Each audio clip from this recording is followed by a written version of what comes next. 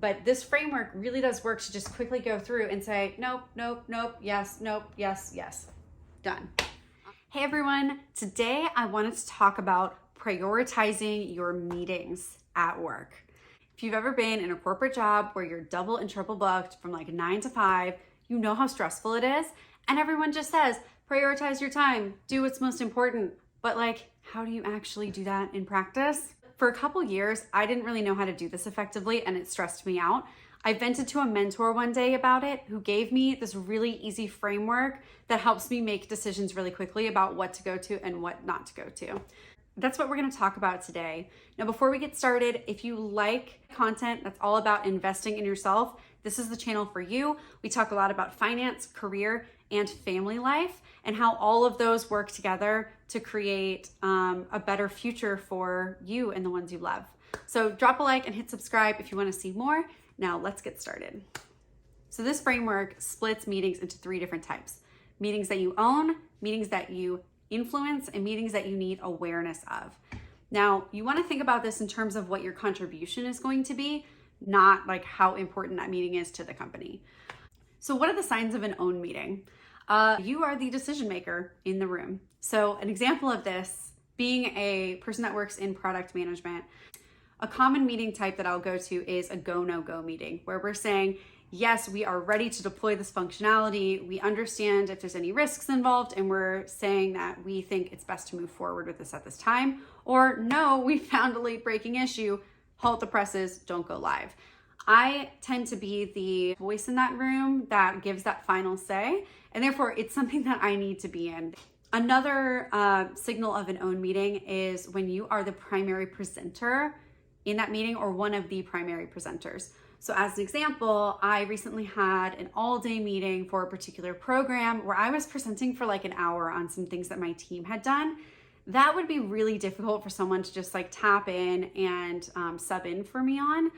So I'm going to consider that an own because I am talking for such a long period of time and there is a lot of preparation involved. The last one is one-on-ones. You can't have a one-on-one without one of the ones.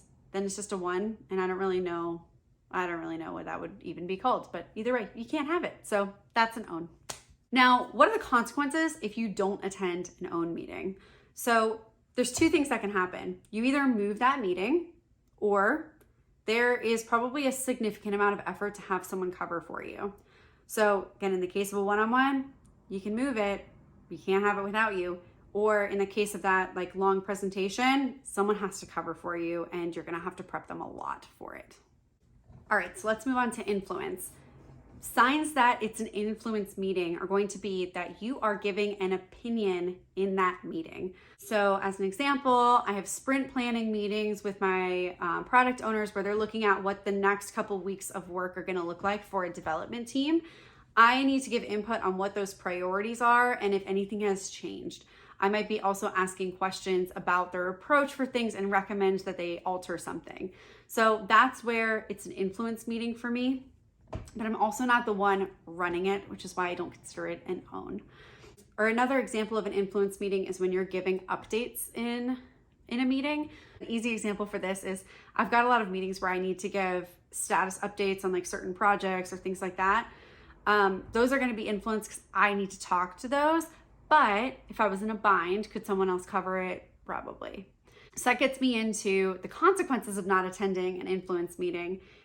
Someone can probably cover that for you. It may require some briefing or just some advance notice, but someone could step in and give those updates or ask similar questions to you, or you could connect with someone after to make sure that your input is still included.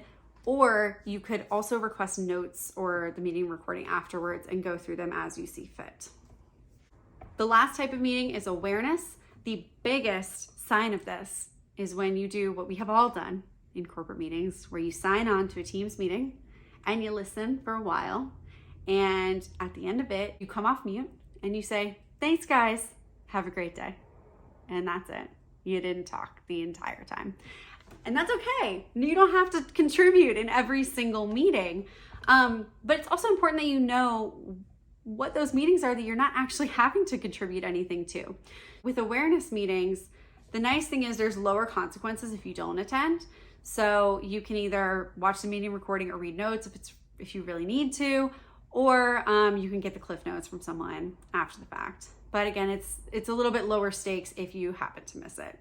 Now, again, we'll get into an example of this in my calendar, but there are going to be times where I would prioritize an awareness meeting even over an own meeting. And it just depends on the priority from like a company perspective, or just if I know it's something that I need a lot of context on, I will prioritize that, but I'll just follow with my like consequence steps from the previous meeting types and making sure that I either move the meeting that's a conflict or I get the appropriate coverage.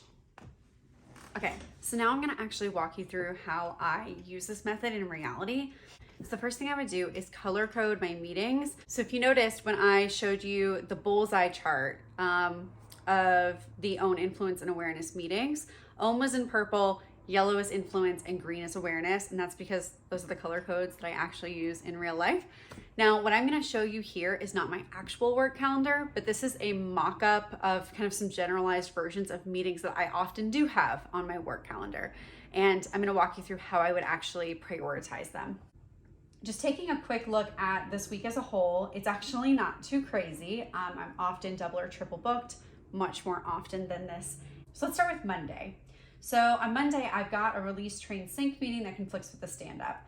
Now, realistically, I don't go to my team's stand-ups every day. I do tend to prioritize our department stand-up, but I know that I can go ahead and decline both of these two team stand-ups that I know that I am not going to go to. The next conflict that you're gonna see is in this 2:30 p.m. time slot. I've got 3 different meetings that are happening. One is a one-on-one with one of my direct reports. I also have a meeting to talk about the root cause of an outage that happened recently. That I'm considering an awareness meeting, mostly because my engineering counterparts, it's much more heavy on them. I need to know what happened, but I already kind of know what happened, which is why it's an awareness. I'm probably not going to talk in that meeting. The yellow one here is discussing a rollout plan of a feature. So this is one that I'm going to want to give some input on. That's why it is an influence meeting. So as I'm looking at this, because I know that my engineering counterparts can cover this green one, I'm going to decline it and I'm going to prioritize my one-on-one and this discussing a rollout plan meeting. So I'm going to go ahead and delete this. Again, in real life, this is declining, but that's fine. So looking at my 4 p.m. time slot, I've got a program working group meeting. And in that type of meeting, I'm typically giving some status updates on what our team is doing. And we also have a daily field touch point for an ongoing project that's happening. This is where we can just collect feedback on how our applications are working. Now, we have one of these every day, and I have a team member that does attend every day. So I'm going to just not attend this one today in favor of going to the working group meeting. So as you can see, my Monday already looks a little less crazy. Now let's jump to Tuesday. Again, I don't typically attend these team stand-ups. I'm gonna leave these in place though, only because it does keep that time kind of blocked in my calendar for other things if I need it.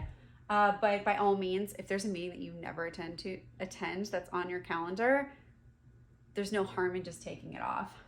So I'm actually gonna leave Tuesday basically untouched because I don't really have conflicts. Wednesday's kind of the same way. This product all hands meeting, I'm actually running in this case. So it's definitely an own meeting for me. I'm gonna be facilitating. I'm just gonna go ahead and remove these stand-ups only because I just know that I'm not actually gonna attend them this day. Now, once I delete these, again, my Monday, Tuesday, and Wednesday are looking pretty clean, but I do still have some clutter on Thursday and Friday. So on Thursday, I'm definitely going to remove this team one stand-up. I've got an interview for a developer position that I really need to be in. I also have at 10:30, it looks like a one-on-one with one of my direct reports, as well as a sprint planning session for one of my teams. So let's think about this for a second. The one-on-one I have to be in because, again, like I said earlier, you can't have a one-on-one without one of the people. But this team sprint planning session, I do also need to be at because I need to give some input on what they're going to be working on the next few weeks. Now, rescheduling my one-on-one in this case is way easier than trying to reschedule something with like 10 different people in it for this sprint planning session. So I'm going to opt to move my one-on-one, especially because this is one of my directs. And I know that if anything, my calendar is the problem. So I can find a time that works for me. It'll most likely work for him. Again, in reality, I would have to check his calendar, but for now, I'm actually just gonna move this meeting to Wednesday afternoon. I'm gonna move it up a day. Now on Thursday afternoon, I have a different one-on-one, this one with I'm calling her my grand boss, my boss's boss. We're gonna hypothetically call her Sarah, and her calendar is a complete nightmare. So it's way worse than mine. If I try to reschedule this, it's gonna be 3 weeks out. So I really wanna try to not move this if at all possible. I also have a process mapping session for a project I'm working on. This is going to be with some of my direct reports, as well as some other teams that I work with regularly. Now, I do think it's important that I'm there to give input, but I think they can do the first half of this without me if it's not possible to move it. So the tactic that I would take here is I would first ask the organizer if they could move the meeting. If it's not gonna work, if it's gonna shift more than like a day or two, I'm gonna have them leave it and just tell them that I'm gonna join 30 minutes late after my one-on-one with Sarah. So in this case, I'm actually not gonna resolve this conflict because I intend to go to both things. Now, scrolling up here, I'm gonna remove this team stand-up for cleanliness. And then I have a meeting about HR performance review updates in the morning. That is an awareness meeting. I'm not contributing to that, but it is some things that I need to know because I'm a people manager. And then I also have a one-on-one with one of my directs. I do obviously need to be at this one-on-one with Rick, but I'm gonna have to make a call here because I move my one-on-one with Rick to a different time, or I attend my one-on-one and I have to catch up on all of the HR stuff later. Now it's totally doable because I know that session's gonna be recorded, but I know myself, I know how long it's gonna take me to just like get kind of like that half hour elsewhere because I'm gonna get pulled into other conversations or, answering questions, things like that. I would personally just rather move my one-on-one in this case, attend this live, and not have to deal with any of the follow-up later on this HR meeting. So I'm just gonna bump Rick up a day to Thursday. So looking at my 11:30, I've got a conflict of a project kickoff with a sprint planning meeting. So this project kickoff is going to involve some other people that I work with closely, some counterparts in engineering, as well as architecture and just kind of like overall project management folks. It involves folks across the organization, not just my immediate department and the people that I typically work with. Whereas my sprint planning meeting is more of with my core team that I work with day to day. So because of that, I'm thinking I'm just gonna actually decline this sprint planning meeting in favor of going to the project kickoff. And in this case, I'm just gonna ask my engineering counterpart if she can ask certain questions for me and let me know if anything looks really wonky with their plan. Worst case, I follow up with the PO during our one-on-one. All right, so looking at Friday afternoon, I've got a conflict between team readouts and demos, which is something that I don't typically give a ton of input on besides to kind of ask a couple questions here and there and like congratulate the teams on how well they're doing. But there's not like decision making that's happening in that meeting. It is in this case conflicting with a meeting about funding for a pilot project that we're doing. And I really need to be in that meeting. It's got a ton of execs in it. So in this case, again, because I'm gonna go to both, I'm actually gonna leave this conflict in place, but I'm gonna tell everyone in that first meeting, in this green one, that I'm gonna dip out in the middle and come back when I'm done. That way they're at least aware that I'm no longer there in case there's any question or comment directed specifically at me. So obviously my calendar looks a lot better now than it did a few minutes ago, but I still don't have much heads down time to just crank things out. I don't really want to have to work late a lot this week, so I'm going to see if there's any time that I can play with in this schedule to, just make the time to do some of that preparation. So the two meetings I really want to prep for are this product all hands meeting, which I'm facilitating, and this process mapping session. I need to go through some old notes before I walk into that process mapping session. So looking at my product all hands one, I'm looking at the day before. There's a Q&A on a system migration that's coming up. That's really going to be more of a technical discussion, less of a product discussion. So I'm going to see if my engineering counterpart can cover that for me. So this is where I just shoot her a note asking her to cover, and then I'm going to go ahead and decline it. Same thing with this daily field touch point. Same thing as the day before. I'm just going to have my direct report cover it. Now I have this space, which is great. I'm gonna block it now so that no one steals it. Okay. And I just like to categorize my blocks as red. That's just what I do in real life. Okay, so now I've got this time set aside for this product all hands meeting. I think that's plenty of time. Now, looking ahead at this process mapping session, I don't think I need a ton of heads down time for this, but I do think I need at least an hour. I'm looking up at this brown bag lunch series, and I know that the topic for this week is not something that I'm super interested in. So I'm actually gonna decline this one as well. And then I'm actually gonna block myself through lunch. Sometimes last minute lunch meetings sneak onto my calendar. I don't wanna deal with it. So now I instantly have up to 4 hours of work time. You know, I'm gonna need lunch in there, but that's fine. So that's already a lot better. Now I could continue to do this with some of these other things. Like if I really don't think I need these field touch points this week, if I don't need to go to our party planning committee meeting, I can have some heads down time there. But this is at least a good start for you guys to figure out how I go about it, at least to get some of the clutter off of my calendar and time block in things that I know that I definitely need to do. Okay, so a couple other things that I want you to think about if you're having calendar issues. One big thing that happens to me a lot is I'll get lunch meetings or I'll get meetings that happen outside of core hours, which for me is before 9 a.m. or after 5 p.m. Eastern, by someone that's not in a crazy time zone, because sometimes like poor West Coast people, like they've got to do what they've got to do. When those meeting times start to get really weird like that, I tend to look at two different things.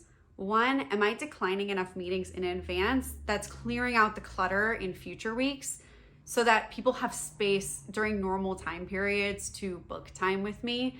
If I'm not doing that, they're gonna grab whatever they see and that's gonna be a weird time or it's gonna be lunch. Sorry, like I do it to other people too.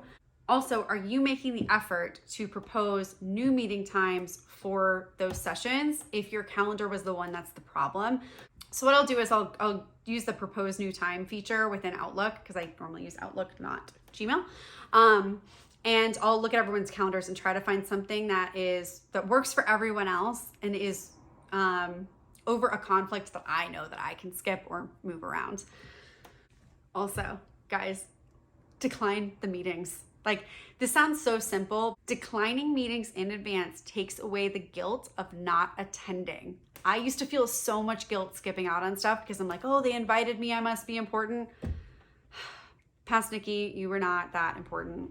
Just let them know, it's not a big deal. Also, declining forces you to find that coverage in advance if you do actually need it, rather than trying to scramble last minute to find someone. When you're just double and triple booked like all day long, your calendar is just gonna be screaming at you. You don't have enough time to do all of this. And that is stressful. It takes your stress level immediately from here to here because you know what's on your plate is manageable. Okay, so one final tip. If you are comfortable with it, I highly recommend sharing your calendar details, specifically the titles of meetings, with the people that you work most closely with. The reason why I do that is because they tend to know what they can book over versus what they can't. And so it saves a little bit of the back and forth of like, hey, can you move this around? Like, will this time work for you? Like, all that's helpful and everything, but it does take up extra time. And if you can just cut that step out, great.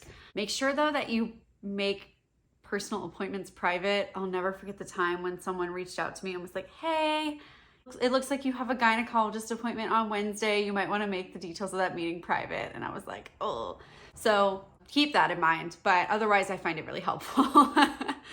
If you enjoyed this video, please drop a like, hit subscribe, and also share it with a friend who might be struggling with their meetings at work as well. And also, I'd love to hear in the comments if there's anything else that you guys are struggling with that's work related that I might be able to talk about in a future video. Thanks and see you next time.